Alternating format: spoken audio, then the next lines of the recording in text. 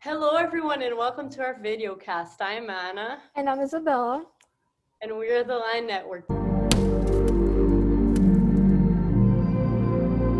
Today we're here with Flávia Haddad. She's an Egyptologist and she will be talking a bit about her work and ancient Egypt in general.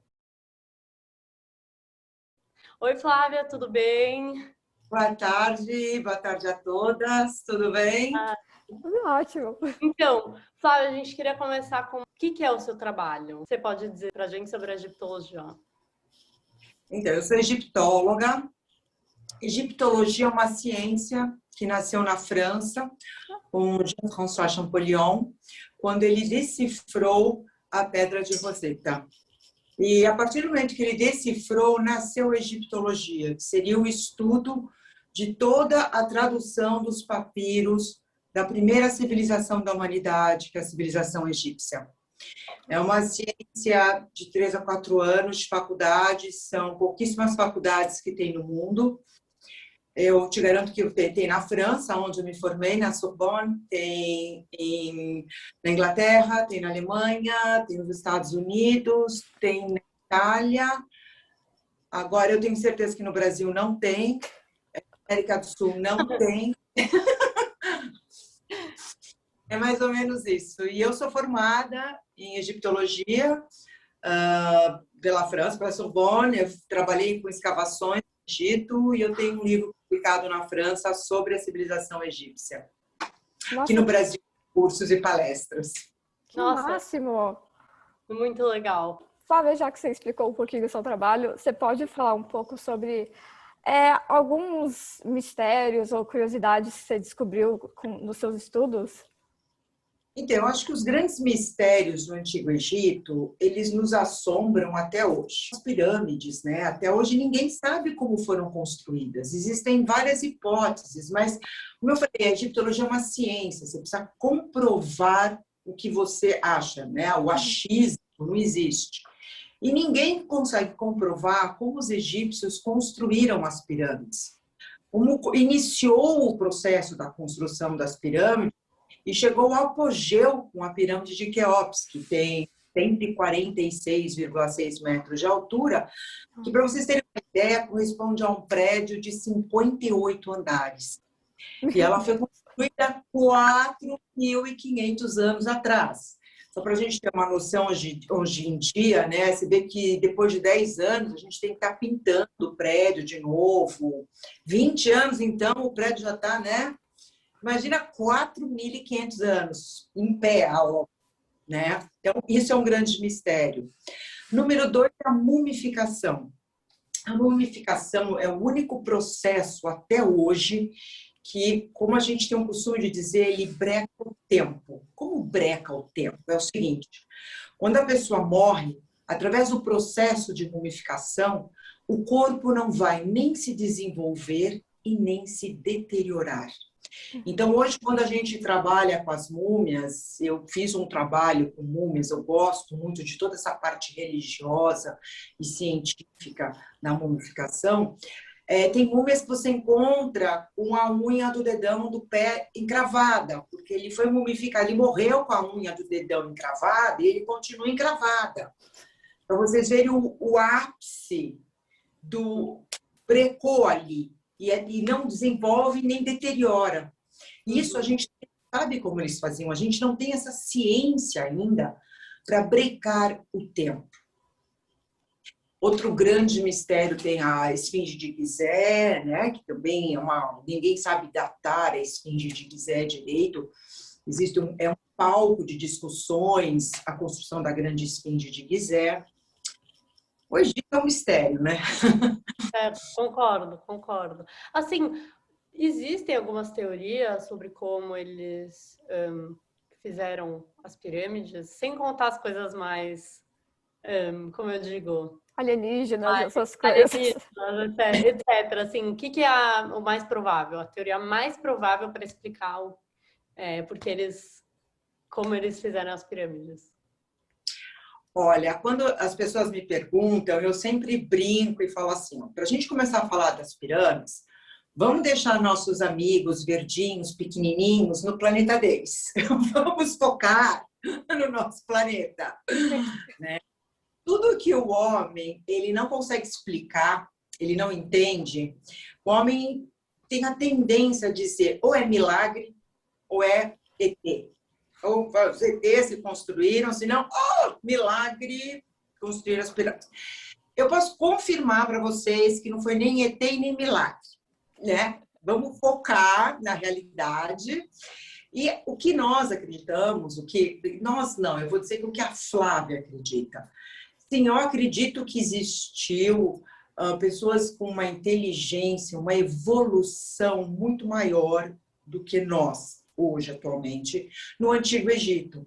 E essas pessoas, elas tinham um conhecimento sobre o que nós chamamos hoje de matemática, o que nós chamamos hoje de engenharia. Elas tinham um conhecimento sobre as forças da natureza, sobre a alquimia, que por algum motivo se perdeu na história e a gente não consegue entender como foram construídas. Cada bloco de uma pirâmide tem em torno de 2,5 toneladas. Nossa! E elas estão encaixadas tão perfeitamente que não passa um fio de cabelo. E hoje, né, se você colocar uma pedra em cima da outra, você já vai ter, no primeira tremedeira da terra, cai tudo. Né? Então, eu acho que a ciência que eles utilizaram, nós não sabemos. Foi rampas, não foi através da água, as pedras empurradas pela água. Eu já li de tudo. É arrepiante, já li de tudo. Tem gente que cada um pensa uma história.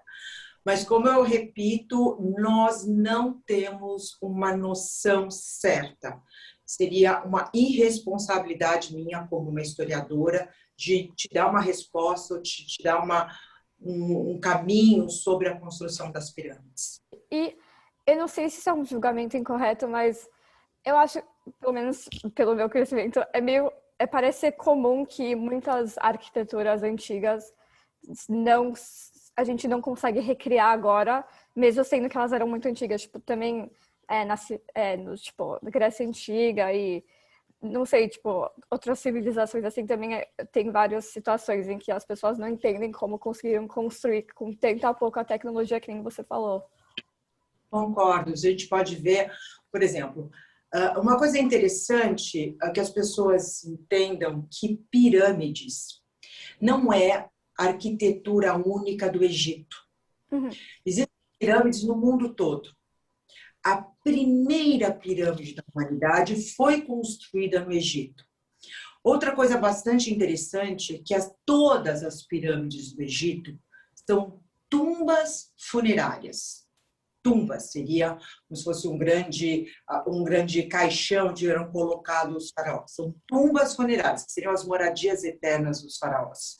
Enquanto as pirâmides nos outros países, elas podem ser templos divinos, que é onde a população ia para fazer sacrifícios para os deuses, levar oferendas para os deuses, ou também tumbas.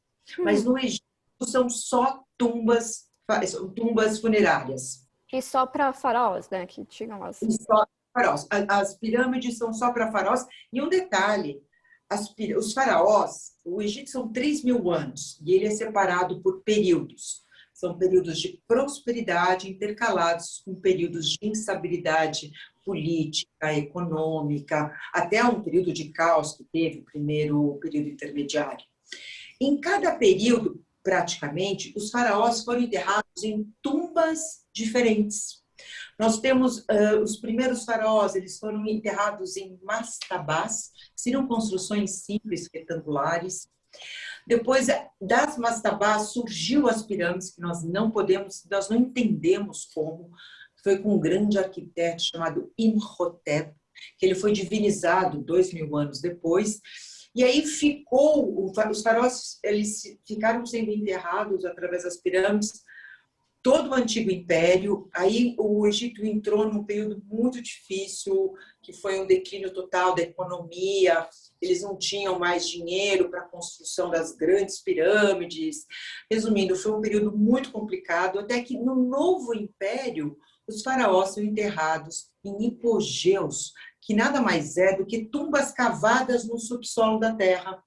E essas tumbas foram cavadas todas muito próximas num vale, que hoje é conhecido como Vale dos Reis. E as pessoas vão a Luxor para conhecer o Vale dos Reis. Que ali estão enterrados os faraós do Novo Império, a 18ª, a 19ª e a 20ª dinastia. Enquanto as pirâmides, vocês vão ver só as principais estão no Antigo Império. Nossa, que máximo! Legal. Olha, agora pegando um pouco vai para esse caminho de... Calma aí, Bela, sorry. Pode falar, pode falar. Ai, desculpa. Não, relaxa, pode falar. Não, eu só ia perguntar se tem um motivo porque eles começaram a mudar a técnica de enterrar, tipo, os faraós. Principalmente quando sai das pirâmides e vai para os hipogeus, que foram milênios. As pirâmides, a gente vai colocar de um período de 2.700 a 2.200 a.C., que é o período do Antigo Império. É nesse período que nós vamos ver o desenvolvimento, o surgimento primeiro, o desenvolvimento e o apogeu das pirâmides.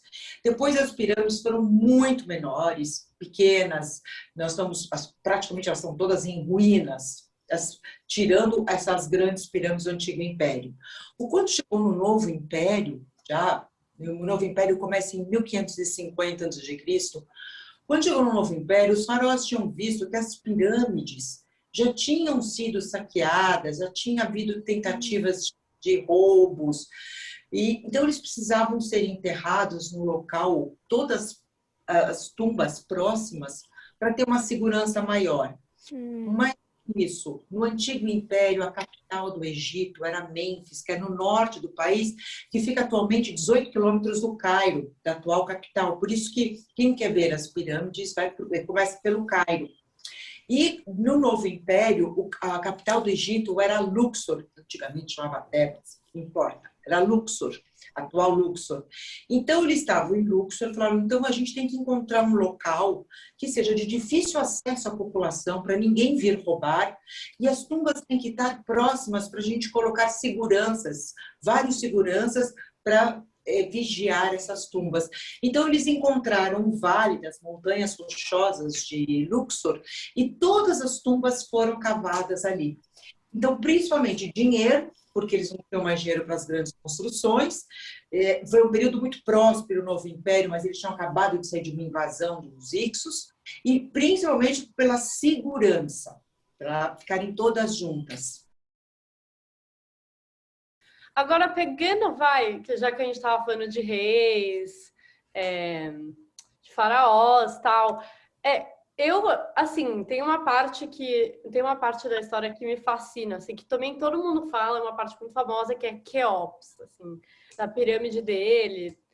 Você consegue falar um pouquinho sobre quem foi Quéops, assim, e um pouco sobre a pirâmide dele, assim, que era tão... Então, a pirâmide de Quéops é o apogeu da construção das pirâmides na Terra. Nenhuma outra pirâmide chegou a essa altura. Pensem num prédio de 58 andares. Então, Quéops se tornou um dos legendários homens da humanidade, não só em relação à história do Egito. Só que, ironicamente, para os egiptólogos, Quéops é um mero desconhecido. Nós não temos nenhum documento do reinado dele. E outro detalhe importante, que todos os faraós, nós temos estátuas, bustos enormes, representações. Quéops, que foi esse homem que construiu a maior pirâmide da humanidade, a única representação que a gente tem dele é uma estatueta de 7 centímetros, feita em marfim, ponto. Entenderam? Então, tudo que vocês escutam sobre o reinado de Quéops é especulação, porque não existe documento do reinado de Quéops. Claro, 1000 anos depois, um faraó pode ter falado sobre Quéops, mas se hoje, 10 anos depois, a pessoa já conta uma história diferente, com toda a tecnologia e a comunicação que nós temos hoje, vocês imaginem naquela época, com 1000 anos de diferença. Entendeu? Então, não tem a menor credibilidade. Então, sobre que ele é um dos maiores homens da humanidade para grande público, porque para os egiptólogos mesmo ele é uma grande incógnita. Não tem documento Se vocês quiserem ir lá escavar e encontrar alguma coisa, né? Sim, sim. Mas ele com certeza ele existiu, né? Claro, Só não tem muita informação. ele é filho de Senefru, ele é o primeiro filho de Senefru, que era o faraó Senefru, pai dele, né? Que foi um grande homem. Ele é muito mal conhecido do grande público, mas Senefru, gente, ele era o sinônimo de perseverança. O que significa isso? Até o período de Senefru, todas as pirâmides eram construídas em degraus, elas eram assim, ó, em degraus. Senefru pôs na cabeça que ele queria uma pirâmide de paredes lisas, que seriam as pirâmides geométricas. Só que ele não sabia como, não tinha referência com os aparelhos da época, com os instrumentos da época. Então ele fez 3 pirâmides. Até ele conseguir, ele fez a primeira, desabou, fez a segunda, começou a ter um desmoronamento no meio, aí ele troca o projeto, até que ele faz a terceira pirâmide, que é uma das pirâmides mais lindas que tem no Egito, que chama a Pirâmide Vermelha, a Red Pyramid ou a Pirâmide Rouge, e que é maravilhosa, os turistas não vão, e ela é muito fácil de entrar, não tem quase turista, por isso que é mais fácil ainda, ela não tem tantos corredores internos, as pessoas não ficam tão abafadas lá dentro, e ela tem 105 metros de altura, é a terceira pirâmide mais... Você disse que ela é a pirâmide vermelha? Ela é vermelha? Então, todas as pirâmides, elas tinham um revestimento de calcário branco polido, todas. Então, elas eram brancas, brancas, brancas. A parte interna delas, elas eram construídas com blocos de calcário, que seriam aquelas 2,5 toneladas. A pirâmide vermelha, ela foi construída com esses blocos de calcário, mas alguns blocos de calcário avermelhado. E depois foi passado o revestimento de calcário branco polido. Só que, com o tempo, esse revestimento desapareceu. E ficou à vista os blocos de calcário e alguns avermelhados. Então, no pôr do sol, ela fica inteira rosada. Ela é linda. Por isso o nome, La Pyramide Rouge, ou The Red Pyramid. Doesn't matter. As mais famosas, que é Quéops, Quefrem e Miquerinos, né? Aí a gente tem a primeira da humanidade, que é a pirâmide de Djoser, que fica na região de Saqqara. Saqqara é um grande cemitério, uma grande necrópole. Então, às vezes, o pessoal chama de pirâmide de Saqqara ou pirâmide de Djoser, que foi o primeiro.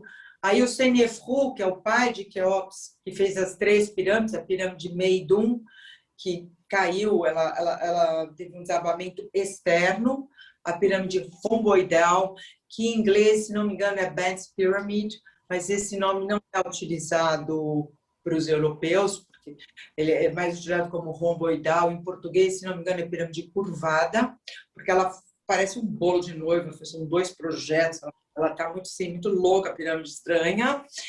E aí, Senefru, ele constrói The Red Pyramid, que é a mais linda de todas. O que você acha sobre misturar a Bíblia com a história que você aprendeu como uma profissional, assim? Existe a ciência e existe a fé. Nós temos que ter os 2. A Bíblia, o Alcorão, o Torá, esses 3 são livros religiosos, cheios de simbolismo, cheios de mensagens religiosas. O objetivo deles não era científico.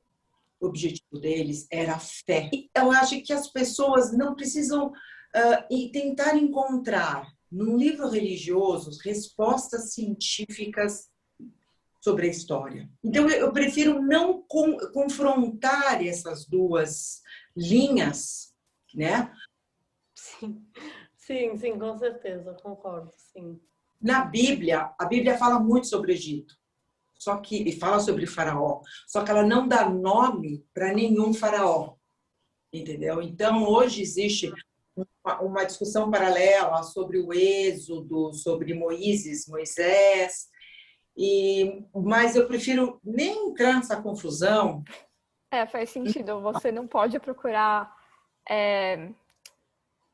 uma resposta científica na Bíblia, como você não pode procurar questões de fé em estudos de egiptologia. Exatamente. Eu acho que cada um tem que saber usufruir do melhor na situação certa. E, por sinal, eu estava hoje estudando, que eu vou dar uma palestra sobre acredito-se que teve uma peste no Egito, isso já lá no final do Novo Império, no Ramsés V ou VI, e acham que... E foi uma peste que, depois que ele foi enterrado, ninguém mais pôde ir no cemitério por 6 meses. É um lockdown. Só que, não que ocorreu um lockdown na cidade, repito, não. Onde ele foi enterrado, ninguém podia ir. Então, existe essa hipótese que onde ele foi enterrado não houve mais construções durante 6 meses e atrasou outras obras. Então, acredita-se que, devido a essa doença contagiosa que ele teve, foi fechado o cemitério por 6 meses. Porque eu estudo em cima de vários autores egiptólogos, né? Eu peguei hoje e falei, nossa, olha só, um lockdown. História se repetindo, né? A história se repete sempre. Não pensem que o Egito Antigo está muito longe de hoje. Não pensem. Porque se você for ver em certas coisas, o Egito Antigo era muito mais evoluído que a gente. Aí a gente teve, por exemplo, o Egito, o primeiro período intermediário, né, foi um período que houve uma descentralização do poder faraônico. O que significa isso? O faraó, que era o todo-poderoso, começou a perder o poder. Por quê? Porque ele mudou a lei, uma lei. Aí você aprende. E através dessa mudança que ele deu muito poder a pessoas erradas, ele acabou perdendo o seu próprio poder e o país entrou quase que numa guerra civil. Então foi muito difícil, foi um período muito difícil, até que um faraó chamado Montuhotep, em 2000 a.C., durou-se 200 anos esse período de caos, ele consegue reorganizar o país, volta à lei anterior e inicia-se o Médio Império, que é um período de ouro. Aí o segundo período intermediário foi uma invasão dos Hicsos no norte do Egito. Os Hicsos eram grupos étnicos diferentes que vinham da Ásia Menor, que seria hoje a Turquia. Eles entraram no Egito e por 300 anos eles ficaram no norte do Egito e os egípcios com o sul. E brigando por 300 anos, até que o faraó, em 1550, consegue expulsar os Hicsos e abrir o novo império, que é o último período de prosperidade.